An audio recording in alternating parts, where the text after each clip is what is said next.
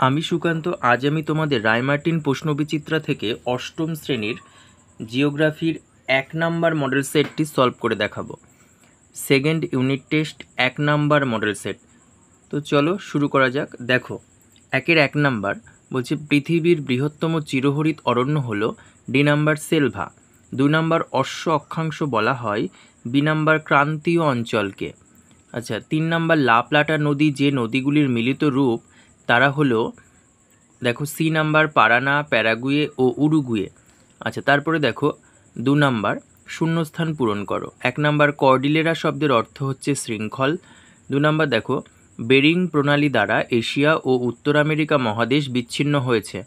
3 number দেখো bumpy cloud বলে পরিচিত মেঘটি হলো স্ট্র্যাটোকিউমুলাস। দন্ত শয় টয়ে রফেলা জফেলা আকার টয়কার স্ট্র্যাটোকিউমুলাস কয়হস্যি হস্যু ময়হস্যু লয়াকার দন্তস্ব স্ট্র্যাটোকিউমুলাস। আচ্ছা, তারপরে দেখো 3-1 নাম্বার সেন্ট লরেন্স নদী উৎস কি? অন্টারিও হ্রদ। অন্টারিও হ্রদ। আচ্ছা, তারপরে দেখো 2 নাম্বার অ্যাঞ্জেল জলপ্রপাতটি কোন নদীর ওপর সৃষ্টি হয়েছে? এটা ওরিনিকো নদীর ওপর। ওরিনিকো নদীর ওপর। আচ্ছা, 4 নাম্বার দেখো কানাডীয় শিল্ড অঞ্চলের অন্য নাম বা অপর নাম কি? লরেন্সীয় মালভূমি। লরেন্সীয় মালভূমি। আচ্ছা, তারপরে দেখো 4-1 নাম্বার কানাডীয় শিল্ড অঞ্চলে অনেক হ্রদ সৃষ্টি হয়েছে কেন? দেখো, এটা রায়মার্টিনের ভূগোল সহায়িকা বই 306 পেজের 3 নাম্বার কোশ্চেনটির অ্যান্সার পড়বে। দেখো দেওয়া আছে, সুন্দর করে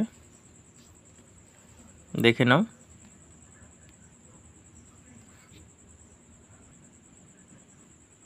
তারপরে দেখো 2 নাম্বার আপেক্ষিক আর্দ্রতা কাকে বলে? এটি 160 পেজের 6 নাম্বার কোশ্চেন, রায়মার্টিন সহায়িকা। এই যে দেখে নাও, দেওয়া আছে সুন্দর করে।